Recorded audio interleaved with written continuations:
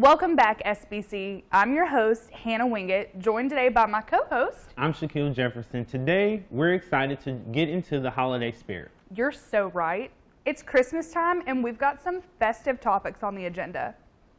Should we start them off with some Christmas facts? It's like you read my mind. Did you know that each year, 30 to 35 million real Christmas trees are sold in the United States alone?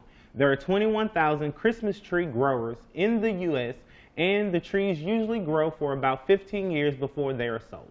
Wow, that's like a ton of trees. I actually had no idea they had to grow for that long either. Even more interesting, Christmas trees go all the way back to the ancient Egyptians and Romans.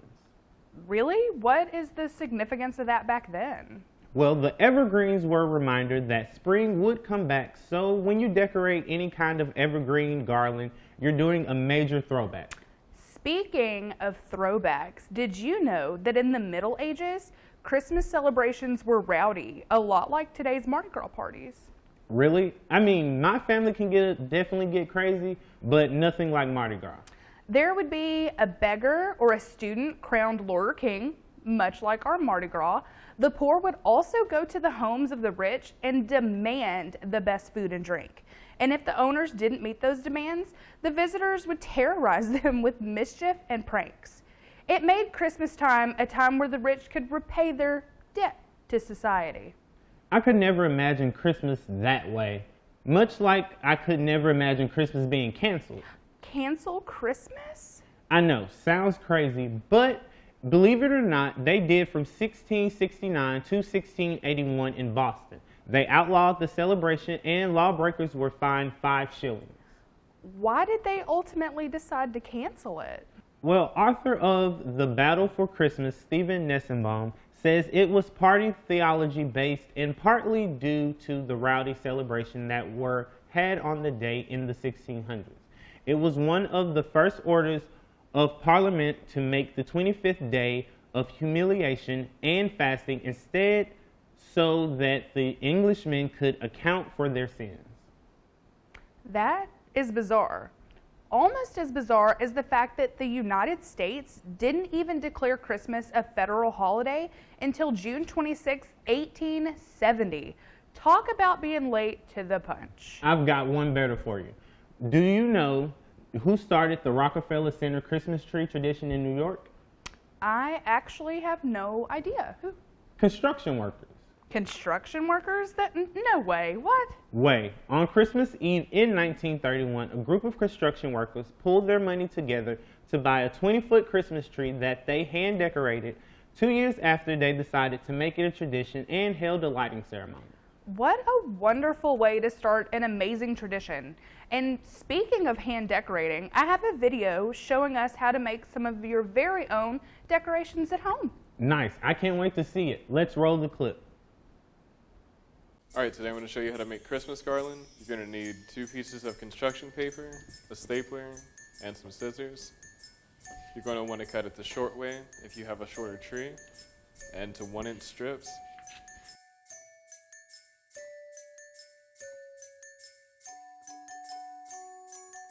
You're going to want to take each strip, fold it into a circle shape, staple it. Take the other piece and try to hide the staple on the inside of the other loop.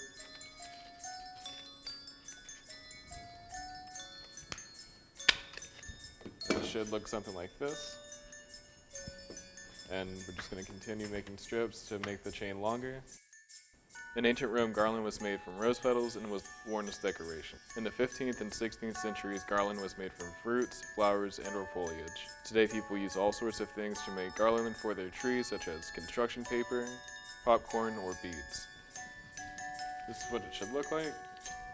I'm going to take another strip and take some that I have made previously and connect it. When it's done, it should be about this length, and we can start to put it around the tree. What an easy way to customize your tree or home. And there are so many shapes and color patterns you can do. The options really are endless. What different medium would you try and use? I've got a ton of extra Christmas themed wrapping paper. Ooh, that would actually be super cute, and it would definitely fit the Christmas theme. My thoughts exactly. The fun doesn't even stop here, guys. Let's take a really quick commercial break, and we'll be right back.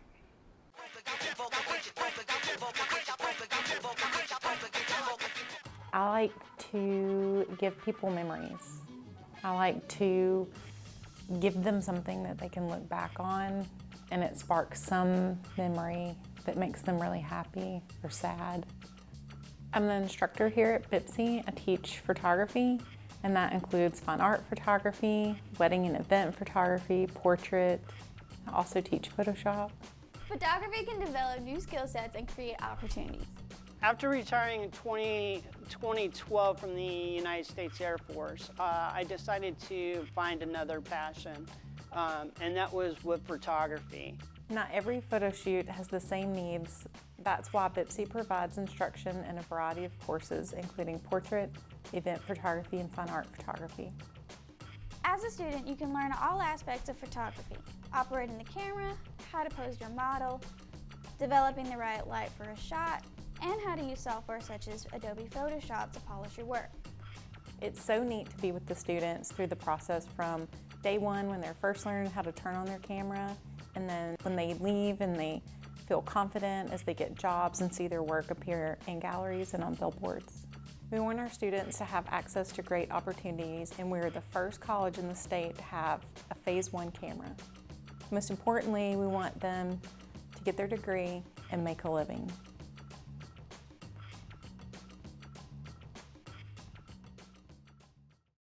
Welcome back, SBC. I don't know about you guys, but I love to travel for Christmas.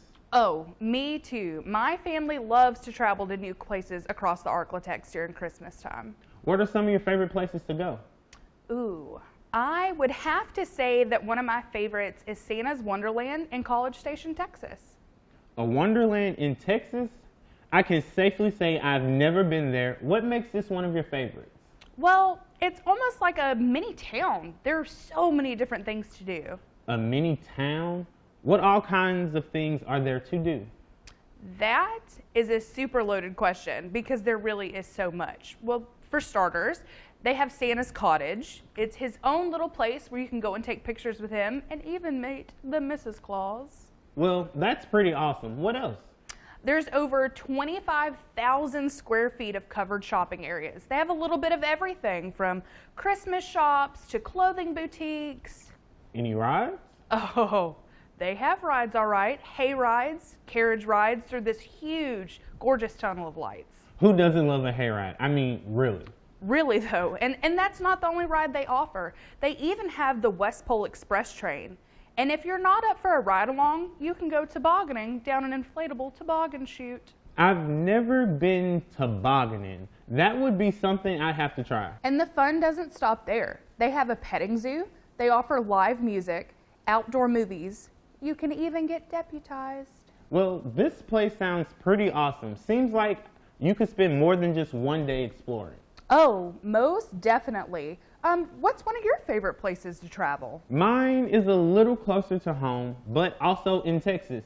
My family and I go to Jefferson each year. Oh, I love Jefferson at Christmas time. What do you guys like to do there? Well, we always start our season off with the Christmas parade, which is always the weekend following Thanksgiving.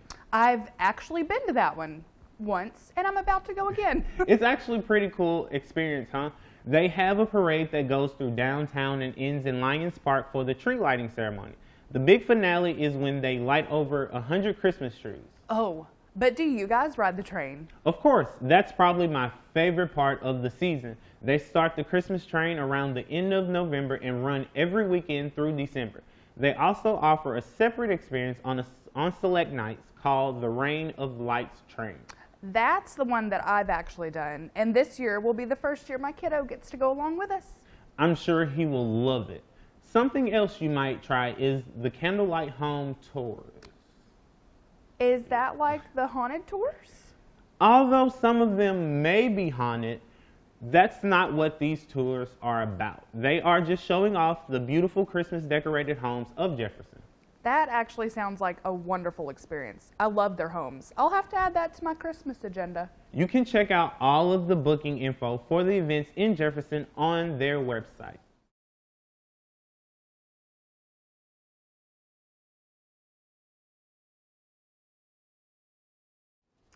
For those that may not want to travel this season, I've prepared a fun activity you can do right from the safety of your own home with your kiddos. I can't wait to see what you come up with. Let's roll the clip. Hey guys, welcome back. So, whenever I came here to set up this neat little experiment today, I actually found a letter for me. So, let's see what it says. It's that time of year, and I've written a message for you very clear. But I've made it a secret. Using the special colors, you will see your message from me to you. Well, let's see what it says.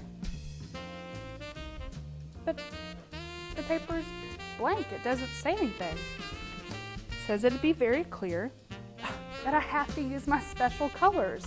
I've got colors right here. So we're going to use watercolors and see if we can find this secret message. Let's use red and green, since it is Christmas. I see an M. What else? An E. An R. R. Y. I think I know where this is going. So let's switch for our next word and go to green. C. H.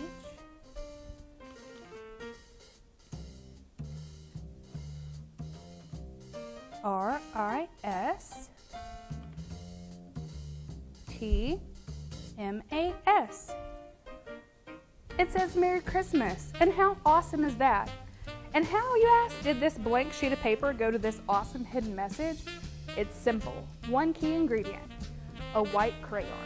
White crayons are made with wax, and water is a repellent with wax. So when you write your secret message in your white crayon and color over it with your watercolors, all that's left behind is the color around your wax written letters, leaving you with an awesome hidden Christmas message.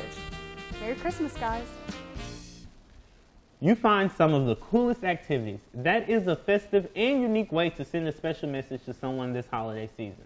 I thought so too, and I'm actually thinking about attaching a watercolor pot with the coded message to everybody's Christmas tags and making my family figure out which gift is theirs. That is a hilarious idea. I would need to hear back about how that worked out. Oh, I'll definitely make sure to keep you posted, Shaquille. Okay. Well, that's all we've got for you guys today. But make sure and check out Santa's Wonderland and the Town of Jefferson activities on their websites. And don't forget to try our Christmas activities at home. Until next time, I'm Hannah Wingett. And I'm Shaquille Jefferson. And thanks so much for watching this episode of What's Happening SBC.